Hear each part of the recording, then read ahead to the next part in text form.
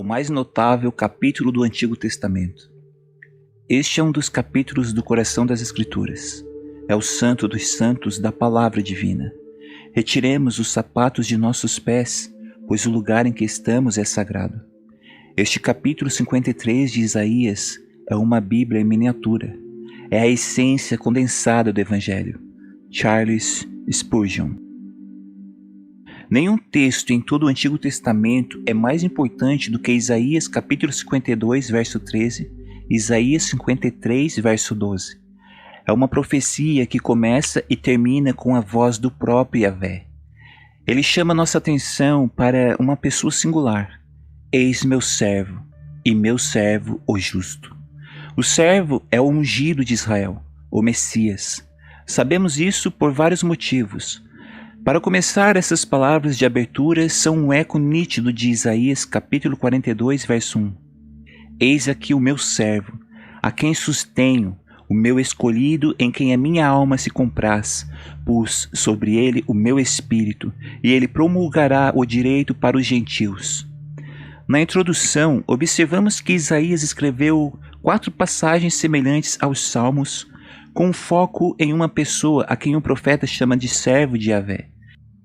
Todos eles, muitas vezes chamados de Cânticos de Isaías, falam da maneira gentil do servo e de sua missão mundial. Todos os 4 são claramente profecias messiânicas. Essas passagens de Isaías soam da mesma forma que Zacarias capítulo 3, verso 8, outra famosa profecia messiânica. Eis que eu farei vir o meu servo, o renovo.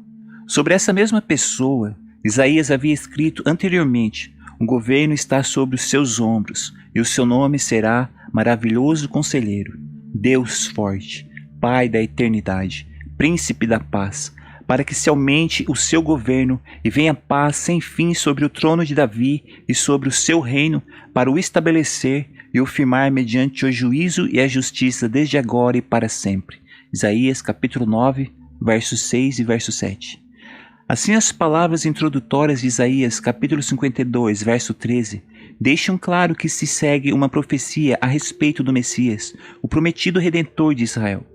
Eis que o meu servo procederá com prudência, será exaltado e elevado e será muito sublime.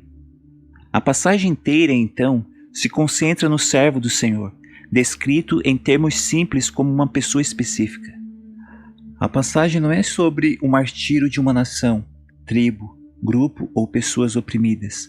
É sobre o sofrimento de uma pessoa específica, o servo do Senhor, e continua assim até o final de Isaías 53. Como também foi dito na introdução deste livro, a divisão de capítulos e versículos em nossas Bíblias modernas não é encontrada nos manuscritos originais. Então, embora útil e conveniente, essa divisão do texto em capítulos e versículos não foi divinamente inspirada. No caso do nosso texto, a quebra entre os capítulos foi inserida em um lugar bastante infeliz. A profecia claramente muda de assunto depois de Isaías 52, verso 12. Tanto o contexto quanto o conteúdo deixam claro que os 3 últimos versículos de Isaías capítulo 52 introduzem a passagem que abrange todo o capítulo 53 e fazem parte dela. Assim, por conveniência, por favor, entenda isso ao longo deste livro. Quando fala em tempos gerais de Isaías 53, sem citar versículos específicos, tenha em mente todo o assunto, incluindo os 3 últimos versículos do capítulo 52. A seguir, encontra-se a passagem completa, formada de forma que mostre que de fato Isaías foi escrito em versos poéticos. Eis que o meu servo procederá com prudência, será exaltado e elevado, e será muito sublime. Como pasmaram muitos à vista dele, pois o seu aspecto estava muito desfigurado, mais do que o de outro qualquer, e a sua aparência mais do que a dos outros filhos dos homens. Assim, causará admiração às nações, e os reis fecharão a sua boca por causa dele, porque aquilo que não lhes foi anunciado verão, e aquilo que não ouviram entenderão. Quem creu em nossa pregação? E a quem foi revelado o braço do Senhor? Porque foi subindo como renovo perante ele, e como raiz de uma terra seca, não tinha aparência nem formosura. Olhámo-lo, mas nenhuma beleza havia que nos agradasse. Era desprezado e o mais rejeitado entre os homens, homem de dores e que sabe o que é padecer.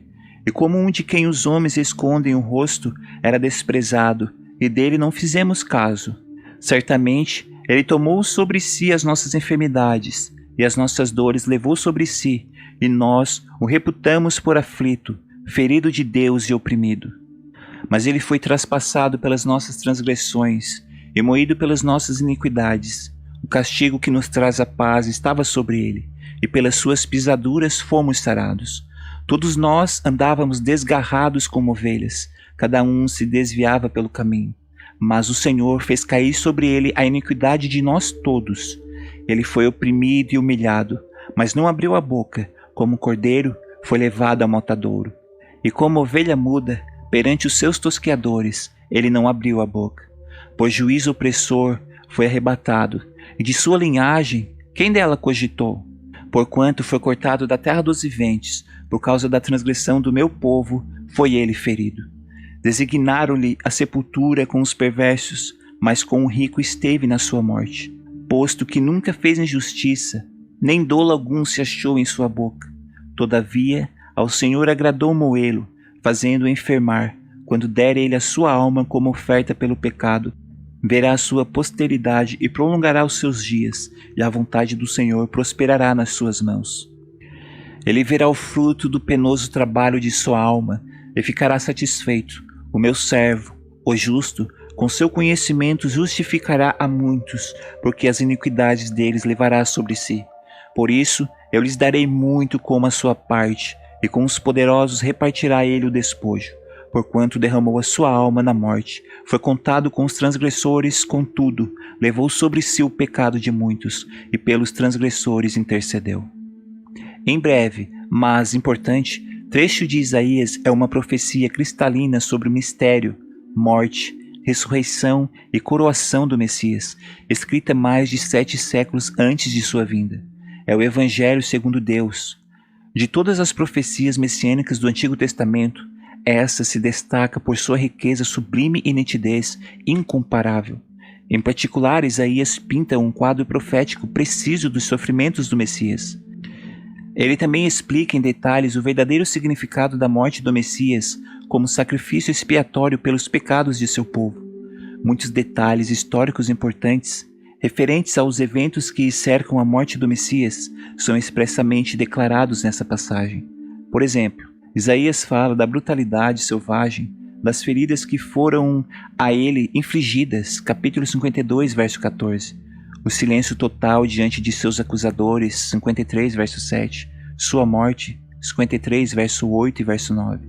O lugar do seu sepultamento, verso 9. E o triunfo final de sua obra concluída, verso 11.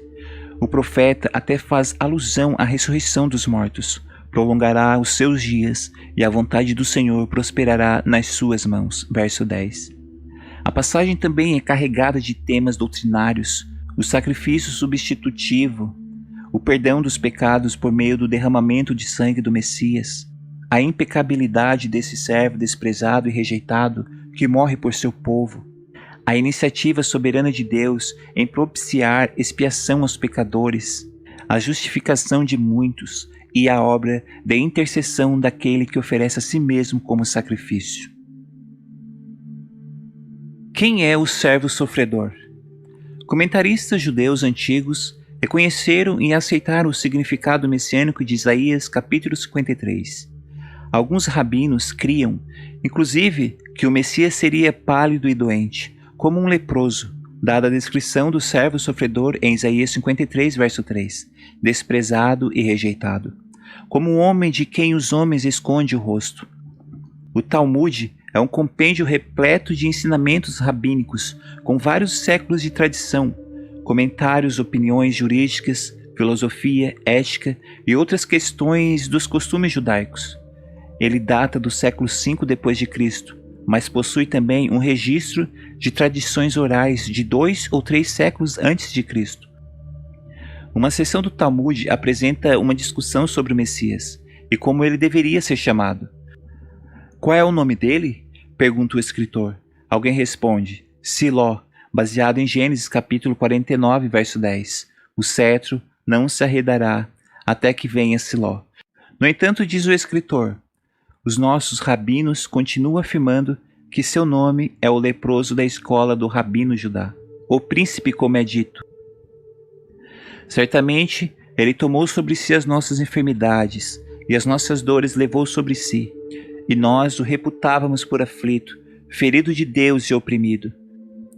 Claramente, esses rabinos reconheceram o significado messiânico de Isaías capítulo 53, embora tenham entendido mal seus principais detalhes. Aqui temos um exemplo de como Isaías 53 foi usado em uma oração judaica formal, extraída de uma liturgia do século IX depois de Cristo para o dia da expiação. O Messias, nossa justiça, ou o nosso justo Messias, nos abandonou. O horror caiu sobre nós, e não temos quem nos justifique. Ele levou o jugo de nossas iniquidades e transgressões, e está ferido por causa da nossa transgressão. Ele leva os nossos pecados sobre os seus ombros para encontrar perdão para as nossas iniquidades. Nós seremos curados pelas suas feridas no momento em que o Eterno criar Messias como uma nova criatura. Ó, traze-no do círculo da terra, levante-o de Seir para nos reunir pela segunda vez no Monte Líbano pela mão de Enom.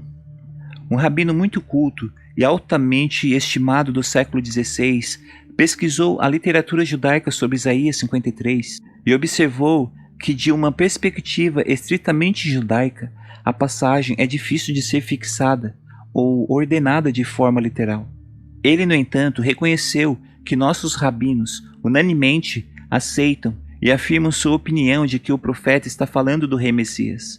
Como tradicionalista, portanto, o rabino escreveu: nós também devemos aderir à mesma visão.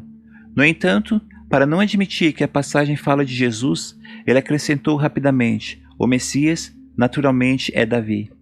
Para aqueles que viveram na época do Antigo Testamento, era compreensível certa medida de confusão sobre como interpretar essas passagens. Como a maioria das profecias do Antigo Testamento sobre a vinda do Messias, Isaías 53 foi um tanto envolto em mistério até que o cumprimento da profecia tornou claro o seu significado.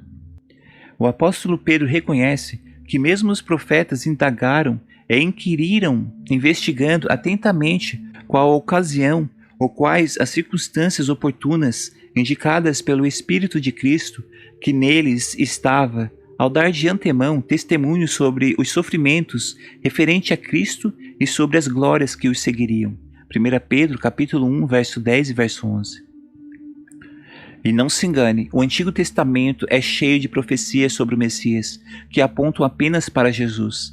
Ele é o tema central não apenas da mensagem do Novo Testamento, mas também da profecia do Antigo Testamento.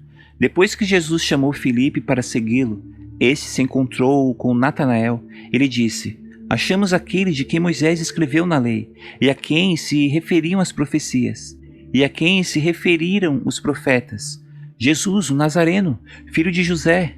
Verdadeiramente, o testemunho de Jesus é o espírito de profecia. Em João capítulo 5, verso 39, Jesus disse aos líderes religiosos judeus: examinais as Escrituras, porque julgais por nelas a vida eterna, e são elas mesmas que testificam de mim. Mais tarde, sobre esse mesmo assunto, o Senhor acrescentou: porque se de fato cresces em Moisés, também crereis em mim, porquanto ele escreveu a meu respeito. João capítulo 5, verso 46. Em Mateus capítulo 5, verso 17, ele disse aos que ouviram o Sermão do Monte: não penseis que vim revogar a lei ou os profetas. Não vim para revogar, vim para cumprir. E ele repetiu essa declaração durante todo o seu ministério terreno. O Messias no Antigo Testamento. De fato, o Antigo Testamento é tão cheio dos ensinamentos sobre o Messias que, quando os discípulos estavam confusos sobre a morte de Jesus e desesperados para a sua ressurreição, ele os repreendeu por desconhecimento das Escrituras.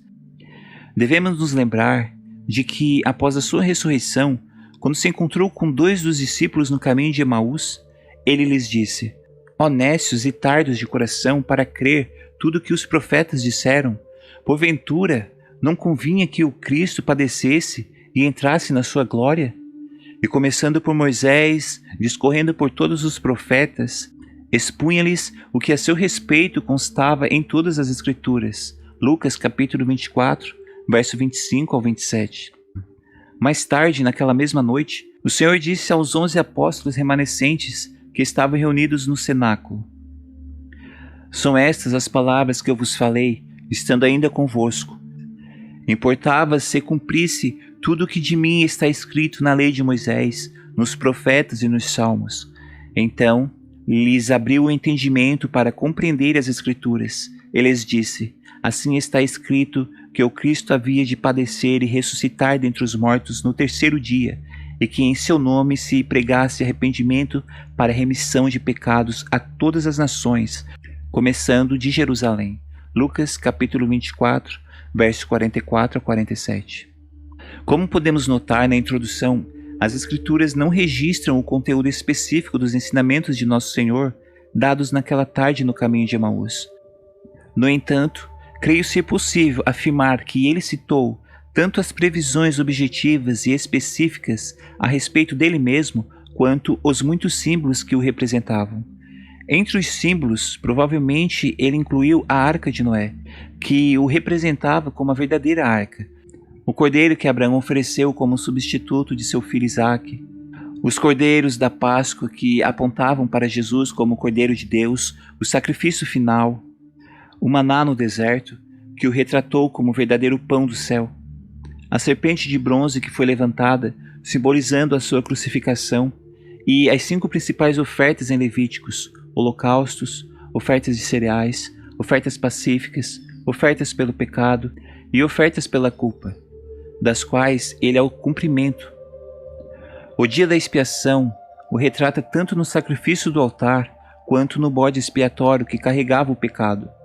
A rocha da qual saía água no deserto prefigurava-o como a fonte de provisão espiritual para o seu povo.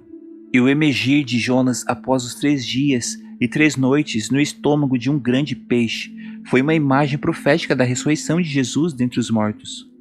Jesus é a pedra angular rejeitada, o pastor do rebanho condenado a ser abatido pelos comerciantes de ovelhas, a pedra cortada sem mãos humanas que destruirá o império do anticristo em sua segunda vinda, e o ramo da árvore genealógica de Davi, um rebento do tronco de Jessé.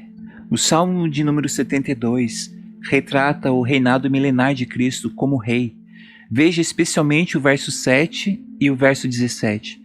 Em algumas das profecias messiânicas, Jesus é referido como Davi, já que ele é o maior dos descendentes de Davi, o cumprimento final da promessa de Deus a Davi em 2 Samuel capítulo 7. E o ponto culminante da linhagem de Davi. Desde que todas as profecias que se referem ao Messias como Davi vieram muitos anos após a sua morte. Elas claramente se referiam a alguém que ainda viria e que personificaria o que o trono de Davi deveria simbolizar. Naturalmente, o Antigo Testamento também contém muitas previsões diretas sobre a primeira vinda do nosso Senhor. No proto-evangelho, o primeiro evangelho, registrado em Gênesis capítulo 3, verso 15, ele é a semente da mulher, que destruirá o acusador. Ele é o grande profeta sobre quem Moisés escreveu. Daniel capítulo 7, verso 13 e verso 14, descreve-o como o glorioso Filho do Homem, título que Jesus usou sobre si mesmo mais de 80 vezes no Evangelho. Este é o Messias que retornará nas nuvens do céu. Como o Antigo Testamento predisse que o Messias seria, Jesus era da linhagem de Abraão, da tribo de Judá e descendente de Davi. Isaías capítulo 7, verso 14, previu que o Messias nasceria de uma virgem. Miqueias capítulo 5, verso 2, predisse que ele nasceria em Belém.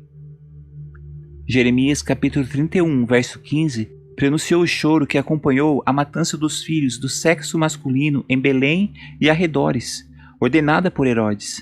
Isaías capítulo 40, verso 3 e 4, e Malaquias capítulo 3, verso 1, e capítulo 4, versos 5 e 6, predisseram a vinda do seu precursor João Batista. Salmo número 69, verso 8, profetizou sua rejeição por membros da própria família. O Antigo Testamento está repleto de pistas sobre o Messias de Israel. Entre elas, há referências a ele como o Deus encarnado, como o Rei soberano e eterno sumo sacerdote. Outras referências sutis ao Messias aparecem em frases que servem como imagens que descrevem como ele seria odiado sem causa. Dependurado no madeiro, amaldiçoado por Deus e retirado antes do pôr do sol. A profecia das 70 semanas de Daniel predisse o dia exato de sua entrada triunfal em Jerusalém. Zacarias, capítulo 9, verso 9, chegou a descrever como ele montaria em um jumentinho durante aquele evento. O Antigo Testamento predisse muitos detalhes importantes e alguns, aparentemente, menos importantes, sobre eventos específicos relacionados à crucificação.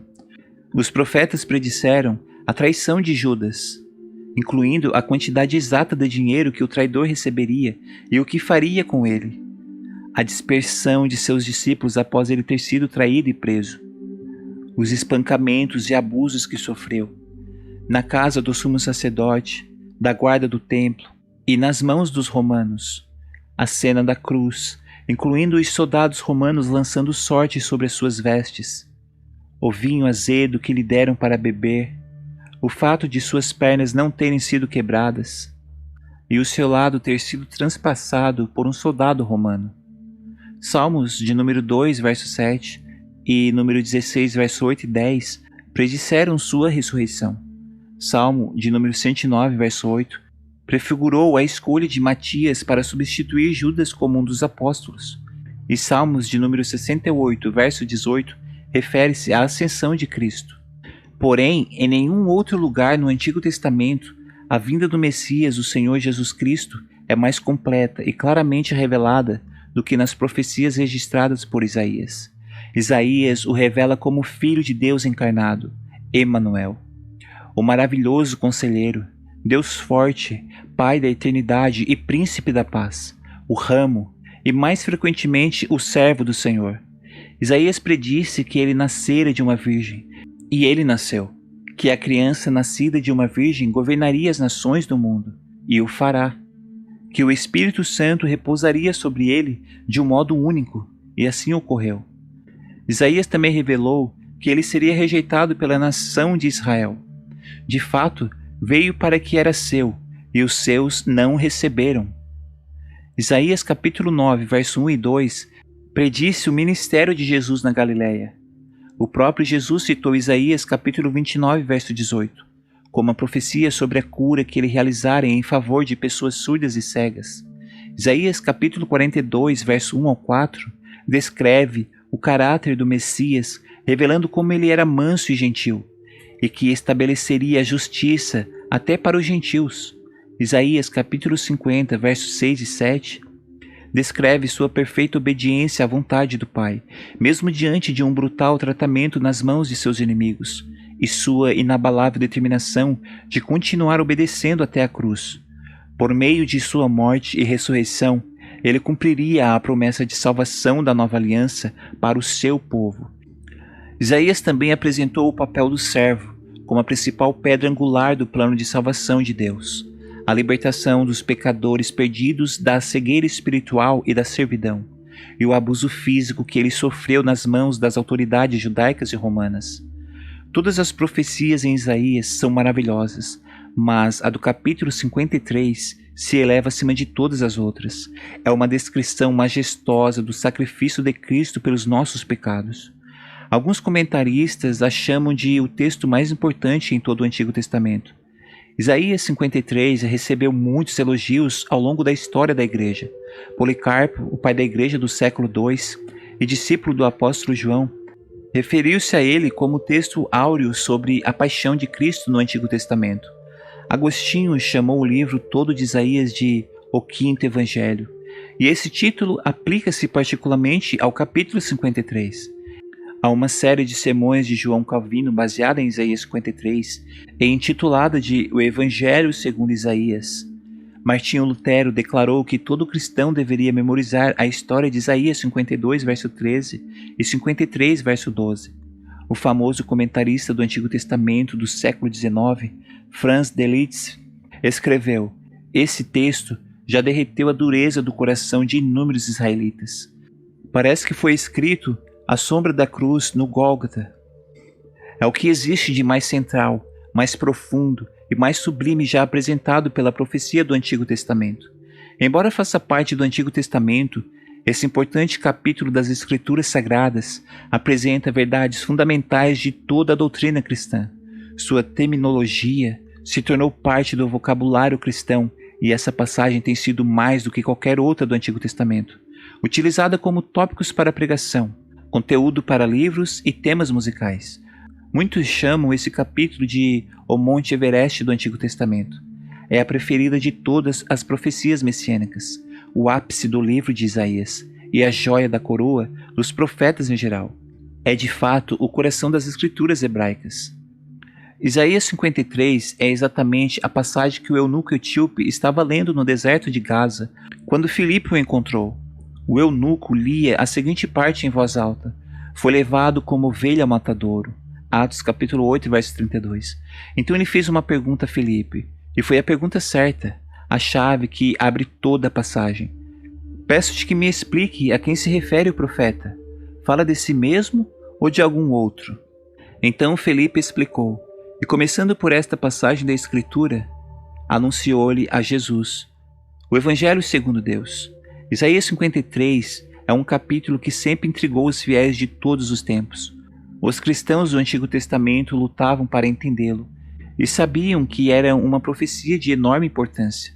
Essa passagem ofereceu elucidações à grande questão não respondida da soteriologia do Antigo Testamento, ou seja, o problema de como um dia o pecado da humanidade poderia ser completa e efetivamente reparado, sobrepondo-se à condenação geral de todo pecador.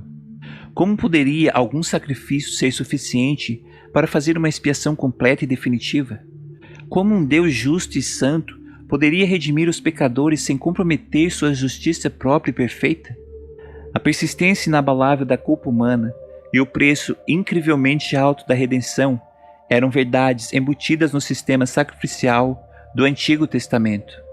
Era óbvio, ou deveria ter sido, para qualquer um que tivesse o mínimo de bom senso, que é impossível que o sangue de touros e bodes remova pecados. Afinal, todo sacerdote se apresenta dia após dia a exercer o serviço sagrado e a oferecer muitas vezes os mesmos sacrifícios que nunca podem remover pecados. A repetição implacável desses sacrifícios deixou claro, por séculos a fio, que o trabalho da expiação ainda não estava terminado. E a realidade sangrenta de tantos sacrifícios de animais deixou claro que o verdadeiro custo da expiação era mais alto do que qualquer alma mortal poderia pensar em pagar. À primeira vista, Isaías 53 não parece ser um texto provável para se encontrar uma profecia com uma resposta triunfante para o dilema do pecado. Superficialmente, o tom da passagem é sombrio. O servo é descrito como desprezado e rejeitado, homem de dores, que sabe o que é padecer, um de quem os homens escondem o rosto, e dele não fizemos caso. Essa não era a imagem do Messias que a maioria das pessoas em Israel esperava. Eles o imaginavam como um rei conquistador que libertaria seu povo, derrubaria seus adversários e viria para exercer vingança entre as nações e castigo sobre os povos, para meter os seus reis em cadeias e os seus nobres em grilhões de ferro, para executar contra eles a sentença escrita. Mas Isaías 53 fala de um servo humilde como cordeiro, que seria duramente perseguido e morto. Por juízo opressor foi arrebatado, foi cortado da terra dos viventes. No entanto, essa profecia continha brilhantes raios de esperança para os leitores fiéis que já sentiam o peso de seu próprio pecado. Descreve claramente alguém que sofreria pelos outros. Ele foi transpassado por nossas transgressões, moídos pelas nossas iniquidades. O castigo que ele recebeu sobre si é o que nos traz a paz. A sua alma fez uma oferta pela culpa. O ponto culminante dessa passagem é o texto de Isaías 53, verso 11. Ele verá o fruto do penoso trabalho de sua alma e ficará satisfeito. O meu servo, o justo, com o seu conhecimento, justificará a muitos, porque as iniquidades deles levará sobre si. Para qualquer pessoa familiarizada com o relato do Novo Testamento sobre a vida, morte, ressurreição e intercessão sacerdotal do Senhor, não deve haver mistério sobre o que Isaías 53 significa. É o Evangelho completo em forma profética, uma predição impressionantemente explícita sobre o que o Messias faria para afastar os pecados de seu povo para sempre. É o Evangelho segundo Deus, apresentado nas Escrituras hebraicas. Nos capítulos que se seguem, nos aprofundaremos nos detalhes dessa incrível profecia, e o objetivo principal deste estudo é fortalecer a nossa fé, intensificar nosso amor por Cristo e aprofundar a compreensão do que Jesus Cristo fez por seu povo por meio de sua morte.